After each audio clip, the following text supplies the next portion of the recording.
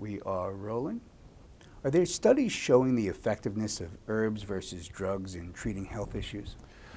There are many studies showing efficacy of herbs with a variety of health issues. And you can compare those studies that have been done on herbs with studies done on pharmaceuticals.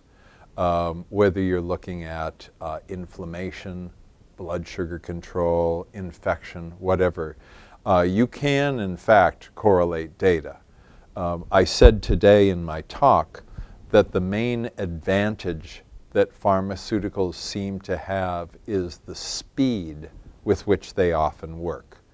But in terms of the safety and the actual biological thoroughness, I give it to herbs virtually every time. What herbs, plants, or medicinal mushrooms are best to improve brain fog or unclear thinking? You know, in terms of the mind and clarity of thought, I mean, I'll start off with an herb that some people will object to, but that's a good cup of coffee. Okay, if you want to clear brain fog, if you drink a good cup of, organic coffee, the odds are excellent that you will go a long way for that. But I also am a big fan of ashwagandha, which I talked about this morning, ashwagandha root extract, rhodiola rosea, which I regard as a tremendous mind sharpener, schisandra berry, which isn't so much a berry that you would have with, let's say, your granola and yogurt, but is a profound berry that's held in very high esteem in traditional Chinese medicine and shows great benefits for enhancing alertness and mental sharpness. But I would also say that getting out and doing some exercise, deep breathing, some fresh air, those can also go a long way to clearing mental fog. So I really think of a holistic approach. Avoid the things that are going to fog you out. Obviously, a bunch of alcohol is not going to do you a lot of good for clearing your mind. If you're on antidepressants or anti-anxiety drugs, then that fog may be hard to get rid of until you have a capable doctor walk you through getting off of those things. But I like ashwagandha, I like rhodiola rosea, I like schisandra, and I like coffee very much. What herbs, plants, or medicinal mushrooms are best to help with high blood sugar and prediabetes? In terms of high blood sugar and prediabetes, I want to make sure people understand I'm not a medical doctor. In terms of blood sugar control, I've seen people get much better blood sugar control with chromium, especially chromium picolinate. It seems to be one of the great trace elements for helping to balance blood sugar. I know that bitter melon, which is an herb and also a vegetable that's commonly eaten in Asia and is really bitter, has very good blood sugar stabilizing properties. The herb fenugreek, interestingly enough, also does. In general, though, because I am not a specialist in this and because diabetes is such a big problem, I would really want to refer you to other people who are more expert in this regard. What herbs, plants, and medicinal mushrooms can be used instead of cholesterol-lowering drugs? In terms of lowering cholesterol, if you look at the work of somebody like Dean Ornish, who's a cardiovascular specialist, a medical doctor, he has shown that with a plant-based diet, you can radically lower cholesterol, you can improve triglycerides in the blood, you can change your entire blood lipid profile. Certainly, leafy green vegetables, juices of them can make a phenomenal difference. But also, with cholesterol, it's not the presence of cholesterol that's the problem. It is the oxidation of cholesterol that causes it to stick to vessel walls. It causes it to occlude vessels and arteries. So if you're concerned about cholesterol, then one of the many things you would do is eat the high antioxidant super berries, drink green tea, drink coffee, have ginger in your diet, utilize other very significant antioxidants that can help to inhibit that oxidation of cholesterol. What herbs, plants, or medicinal mushrooms are best to help you improve your gut health? Improving gut health depends entirely on what's going on with your gut. I mean, if you have chronic stomach aches, then maybe you look at the possibility that you might have H. pylori, which is what causes ulcers. And then if that's so, we know that very powerful cranberry extract can help to prevent that from adhering to the walls of the gut. If you're talking about, let's say chronic indigestion, it may be, for example, that you need digestive enzymes. And while a lot of people are very bullish on, making sure that all the enzymes they get are vegetarian, I have found that if you give people a powerful multiple enzyme that has pancreatin, so from the pancreas, and ox bile, in addition to bromelain and papain, which are from fruits, together, that very often you can help to correct a lot of terrible digestive problems, especially allergies to different foods, gluten allergy, etc. If it turns out that you have problems with your gut flora, then taking different probiotics, especially good brands that are proven in terms of their potency and typically refrigerated, can also be very helpful. So, and additionally, if you're eating greasy foods, if you're eating fried foods, if you're eating foods that really just aren't good for you, especially if you're eating a lot of sugar, you're going to have digestive troubles.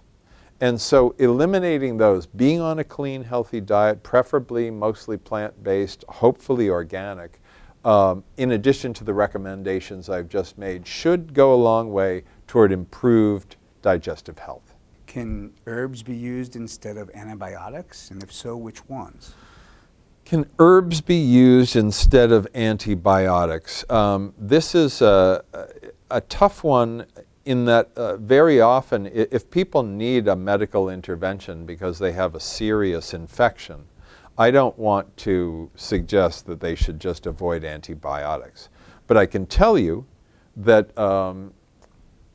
I think it was University of Kentucky about 25 years ago did a study on 17 of the most common bacteria that can occur in food that can make you sick. And they found that turmeric, onion, garlic, hot chilies, and I think basil killed every one of them. And then from there, in descending order, other herbs and spices helped to do that. I have, in places where sanitation and hygiene are very, very sketchy, I've relied especially on hot chilies to help me out, because they will kill bacteria. So if I'm eating food that's suspect, if I'll eat hot chilies with it, I radically reduce the tendency to get any sort of sickness. If you have an existing infection, then I'm not qualified to tell you what to do in place of antibiotics. I mean, I will try different things. Skin infections, I find, for example, liquid B propolis will do anything that a topical antibiotic will do. Tamanu oil can be helpful for topical infection problems. One student I had at the University of Massachusetts had MRSA, that's methicillin-resistant Staphylococcus aureus, which can make a hole right through your body. And she had had it on her side for years, and the doctors had not been able to treat it. And when I gave her tamanu oil, which she applied on it, it resolved. So yeah, botanicals can be used for anti-infective purposes, but it depends on the infection, it depends on the severity of it a lot. What herbs, plants, or medicinal mushrooms are best to improve sugar cravings? Improving sugar cravings, I would look very strongly toward chromium. I think chromium, especially in the picolinate form, is the unsung hero of blood sugar regulation and helping to curb cravings. I also know that if you will avoid sweets, if you can do that for a period of time, it becomes a habit. And that will contribute to craving them less. But also, if you're living in unhappy circumstances, as many people are, we know that taking in sugar, taking in refined carbohydrates can give you a temporary hit of serotonin, which is a feel-good chemical. And often people who are in adverse circumstances will go for that because they want some relief. They want to feel better.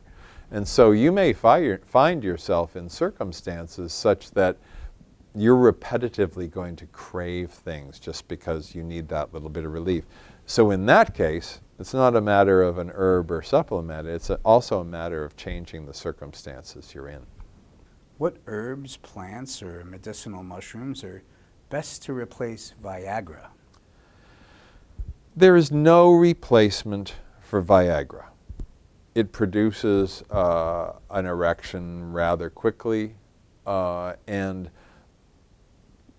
pretty much every formula that I've seen that claims to do the same, or that may in fact produce the same results, is contaminated with Viagra. There are lots of herbal formulas for sexual enhancement, especially from China, routinely adulterated with Viagra and cocaine. And yeah, they'll give you a great erection, but it's the drugs. Tonkat Ali, ashwagandha, rhodiola, all show benefits for erectile health. Very good benefits. And there have been some studies, and I should include red ginseng in that. There have been studies with men with ED, especially with rhodiola and Panax ginseng, red ginseng, showing resolution of that in many instances with relatively high doses. But nothing is going to give you the speed of Viagra. So maybe if you're having erectile function problems, you take these for a period of time, and whether it's a couple weeks or more, you regain some function. Nothing will actually replace Viagra. But then again, the herbs won't increase your risk of heart attack, stroke, or blindness, which Viagra will do, so you're better off. What herbs, plants, or medicinal mushrooms are best to help you get rid of herpes? The only thing I know of that will get rid of herpes is tamanu oil. Applied on a herpetic infection, it will usually resolve it very quickly. I've seen that in many, many instances. And tamanu oil is little known and little understood, although it is available. But you know, if you've got, whether it's a cold sore around your mouth or genital herpes, if you apply tamanu oil directly, you can usually get rid of that in about a day and a half. What herbs, plants, or medicinal mushrooms are best to improve sex drive for men, and what about for women? Improving sex drive, so improving libido, there's almost nothing that compares with maca. Maca is really a safe food from the Andes, but it has unique sex-enhancing properties at the same time. I mean, it's a staple food of the people in the Andes. It's eaten by little kids, it's eaten by adults, everybody eats maca. It's a primary source of nutrition. But it does have unique sex-enhancing benefits, and it certainly does stimulate sexual desire. I know I've met many men and women who have gotten benefit that way, and I've also met many men and women who have been utilizing maca and have stopped because they didn't have a partner and it just made them too darn horny. What herbs, plants, or medicinal mushrooms are best to kill pathogenic bacteria in the body? Pathogenic bacteria in the body can be killed by different herbs, but it really does depend on the type of bacteria. Many of the foodborne bacteria that make people sick that often wind up being mistaken as flu, Salmonella, Campylobacter, Yersinia perfringens, and other bacteria that occur in foods, can be successfully combated with turmeric, with hot chilies, with garlic, with onions. We know this from good science that's been done. But other bacteria may be very, very resistant. So there's, you can't say that this approach will work for all bacteria. It really does depend on the strain. And if somebody has something that's very, very, very serious, potentially life-threatening, they may, for a time, need to utilize some kind of antibiotic. I mean, people in hospitals for whom none of the antibiotics work and who have grave infections, in their case, the only thing that seems to work is vancomycin. And I don't know of a plant that does what that does. So again, I'm not a total pharmaceutical basher. I will choose the natural alternative anytime I can. But sometimes antibiotics can save your life. What herbs, plants, or medicinal mushrooms are best to help with chronic fatigue or autoimmune diseases? Chronic fatigue and autoimmune disorders are a little bit different. I mean, chronic fatigue can be the result of any number of things. I had a friend that I took down to the Amazon rainforest to drink ayahuasca, which is a profoundly powerful psychoactive potion that shamans use for healing. It's basically a very intense psychedelic. And he'd had chronic fatigue, gravely so, for 4.5 years. Nothing worked. He'd been through the conventional stuff, the non-conventional, nothing worked. He drank ayahuasca, and after 2 nights of doing that, he had no more chronic fatigue, and that held for 12 years. He actually had to go back recently for a booster because he started to feel chronic fatigue again.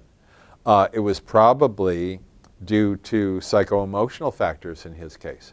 For other people, it could be due to allergies. For other people, it could be due to compromised immune system. You mentioned autoimmune disorders where the immune system is functioning too high. For that, as far as I know, the very best natural remedy, and maybe the very best remedy, period, is cat's claw, Oncaria tomentosa, which is an inner vine from the Amazon, which has been extensively well studied. It's the most popularly employed medicine really in the Amazon. And that's what I would recommend. I would recommend cat's claw. What herbs, plants, or medicinal mushrooms are best to help you heal from cancer? When people have had cancer, and especially if they've undergone chemotherapy, it appears that one of the very best things they can do is take reishi mushrooms. Reishi, which is Ganoderma lucidum, is very good for bringing people's vitality back up. I know of some cancer specialists who've worked with people following chemotherapeutic intervention with reishi mushroom with good success. So as far as I'm concerned, that's a big one. But also if you're generally fatigued because you've gone through this debilitating procedure, then the predictable adaptogenic herbs, Panax, ginseng, schisandra berry, ashwagandha root, rhodiola root, can also be very, very helpful for bringing your vitality back up.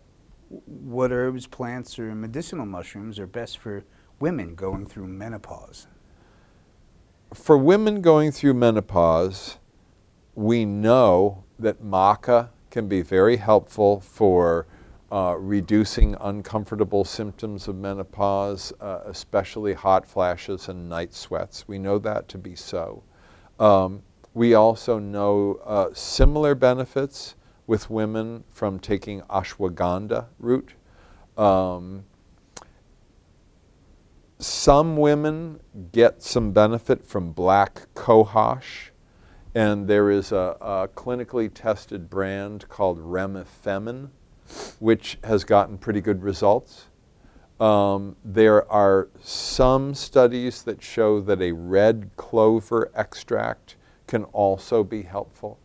But I would look I would look primarily at the first herbs that I mentioned. How do you avoid Lyme disease while spending so much time in the woods? It's hard to avoid insect-borne diseases. I mean, I've gotten malaria, I've gotten all kinds of really nasty tropical diseases because I'm in the tropics a lot and I'm in forests a lot. How you avoid Lyme disease, if you're going to walk in the woods, if you're going to be in a field, is afterwards you have to either look or have somebody look at your entire body. I recently had a very deep hike in very remote Amazon forest with some native people, and when I came out, they had me stripped down to the waist and fastidiously picked off about 60 microscopic little ticks from my body, all over my body from that particular place. So sometimes it's just a matter of close inspection. That may be what you just have to do. What herbs, plants, or medicinal mushrooms can be used instead of antidepressants? In terms of depression, it's a terrible irony that even though we have a very good standard of living in many ways in the United States, we use more antidepressants than the entire rest of the world, even though we're not even 8% of the population. We got something really gravely wrong going on here. For one, I think that people are using antidepressants just to deal with the natural pains of life, which I think is a terrible mistake. I think if people are actually depressed, we know that rhodiola rosea is being used by many psychiatrists with good results in place of antidepressants and anti-anxiety drugs. So I would look at rhodiola, certainly. I think that's a real big one. We have some good human studies on St. John's wort extract, although I like rhodiola because it imparts more benefits. But also, sometimes people are depressed because they drink too much alcohol. And in that instance, maybe you switch to water and green tea instead and take a walk every time you think you want to have a drink or a glass of wine. What herbs, plants, or medicinal mushrooms are best to improve the kidneys? I would look at, for kidney health improvement, I really like parsley tea. Take a fresh bunch of parsley, preferably certified organic, cut it up, put it in a bowl, take a quart of freshly boiled water, pour it over that, cover it, let it sit for about 20 minutes, strain that, drink 2 cups this day, 2 cups the next day, make another batch. That will greatly help your kidneys. It's simple, it's cheap, it's highly effective. It's also very, very good for the skin, oddly enough. And I've done this with, I think, 3 people with psoriasis. I had read this as a folk remedy. I didn't know one way or another if it would work. I told these 3 people that at different times, every one of them. I said, look, I'm just telling you what I've read. I don't know if this is so. You're looking for answers. Give this a try. And in each case, they got rid of their psoriasis, and in each case, when they stopped drinking the parsley tea, the psoriasis came back. But for the kidneys, parsley tea is A1. What herbs, plants, or medicinal mushrooms are best to improve memory? In terms of improving memory, mind-sharpening activities, reading, intelligent conversation, crossword puzzles, that kind of thing are indispensable. Because we have to exercise our minds the way we exercise any part of our being. If we don't do that, then of course our mental capacity is going to go down.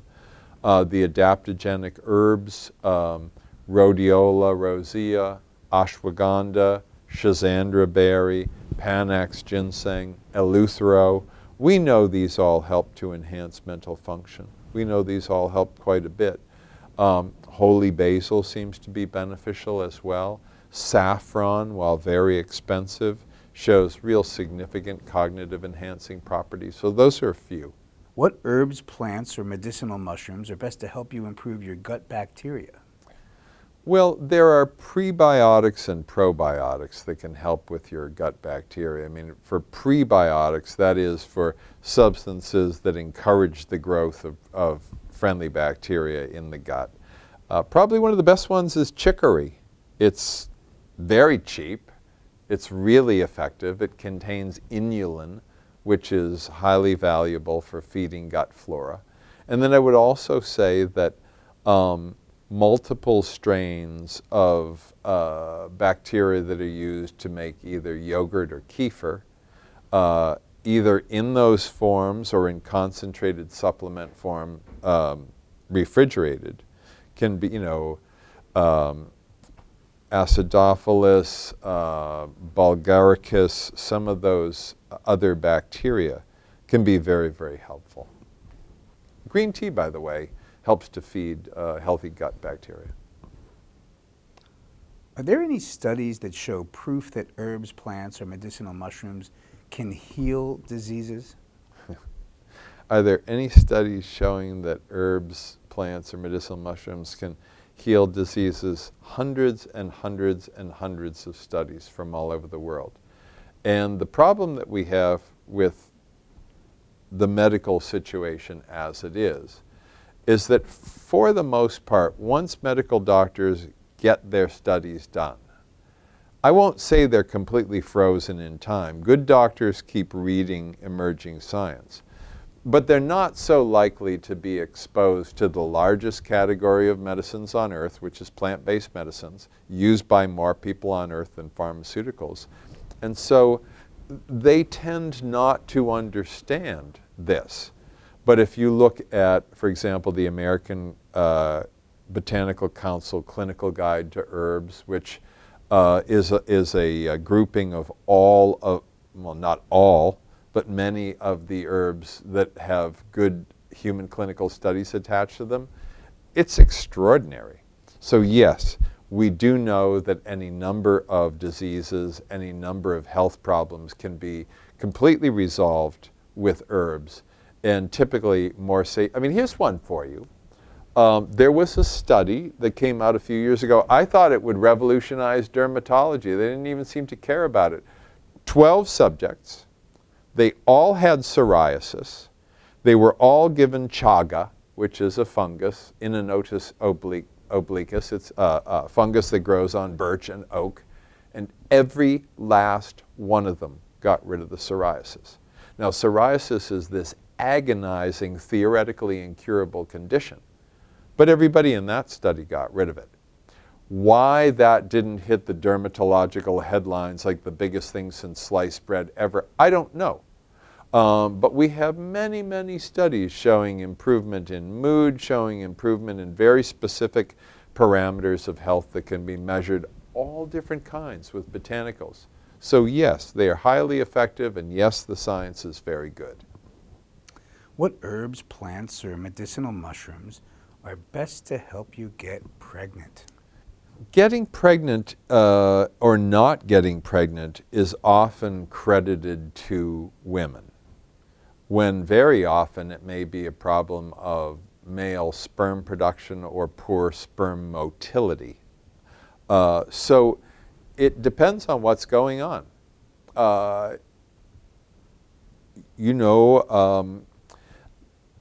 While I can't prove that, say, maca actually stimulates fertility per se, we know that it has a salutary effect on women's reproduction, and we know that in men it increases the quantity of sperm produced and also the motility of sperm produced.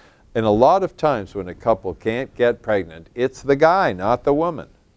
Okay? It's not her who needs to be put on a ton of drugs. It's the guy who needs to up the sperm production and motility. And this, because of biases toward men in medicine and every other part of life, has just kind of been overlooked. We know that Tonkat Ali, which is a phenomenal sex enhancer, can be very helpful. We know that maca can be very helpful. We know that ashwagandha can be helpful. But you also want to know, are you dealing with the man or are you dealing with the woman or both? What can you tell us about CBD oil? CBD oil is one of the most confusing current ingredients out there. We're talking about hemp oil. And hemp is really defined as cannabis that has less than 0.3% THC in it. So it's not psychoactive, you can't get high from it. The oil derived from hemp stalk or leaves will contain CBD, but it will also contain typically a dozen or more other cannabinoids that support it, okay? Why we care about this is that within us we have a system called the endocannabinoid system made up of receptors that receive this. And then when they receive cannabinoids, whether it's CBD from cannabis, THC from cannabis, which is psychoactive, or the cannabinoids that our body makes, especially anandamide, that helps to regulate the cardiovascular system, the respiratory system, the kidneys, the livers, immune function, bone growth, brain, health and development, so many things. So I personally believe that cannabinoid-rich hemp oil is one of the great medical miracles. But seeing people put out like isolated, concentrated CBD, big mistake. That's not going to do it. That's not that whole herb. So I'm a big fan of CBD-rich hemp oil with the other accompanying cannabinoids, and I'm not a big fan at all of isolated, purified CBD. I actually think it's garbage. Can you sum up everything we've talked about in 15 seconds? I cannot possibly sum up everything we've talked about in 15 seconds, but I can say this. Medicinal plants have been with us since the beginning of human life for all the right reasons. They provide benefits to us. We have co-evolved with plants. We're part of their biology, they're part of ours. We have a symbiotic relationship. We don't have that with pharmaceuticals. And the science on medicinal plants is very, very good now, really strong. All you have to do is read it and understand it. And the sources are very good. The National Institutes of Health database, for example, PubMed, hundreds of thousands of papers on herbs, hundreds of thousands of them. So when you're considering your health, in addition to healthy organic foods, eating as many fresh fruits and vegetables and whole grains and nuts and seeds as you can, I mean, not to the point of overeating, but making sure that that's the majority of your diet. Making sure that you get your omega-3 fatty acids, because we know those are highly valuable for hormones throughout the entire body, for the brain, etc. These are all helpful, but also spend time with family, spend time with friends, spend time doing the things you love, and if you're not doing work that is deeply meaningful for you, either change the work you do, or if you can't do that, supplement your life with activities that give you the gratifying satisfaction of doing something that you really care about, whatever that might be. These are parts of the ingredients for a good life, for a healthy life. What's the one thing I must do today? The one thing you must do today is love yourself and love others. All else will follow. Why did you find it important to come here and speak at the Real Truth About Health conference? When Stephen invited me to this conference, I knew nothing about it. And I looked at who else was here, and I thought, gee, it seems like a really good group of presenters. I would be very happy to be part of that. And in speaking with Steve, I liked what he had to say. I found his follow-up very organized and really good. You know, sometimes it's just like incredibly squishy and loosey-goosey with the conference, and you don't know where you're going. And you know, he really took care of all of that. And so the impression I got, which turned out to be true, was this was a well-run conference with people who are dedicated and have something good to offer. I mean, you've got everything here. You've got, you know, the raw fooders, you've got the vegans, you've got people on keto, I know that. You've got a whole smorgasbord of talent here. But intelligent people, thoughtful, obviously dedicated, and I thought to myself, yeah, I'd like to be part of that.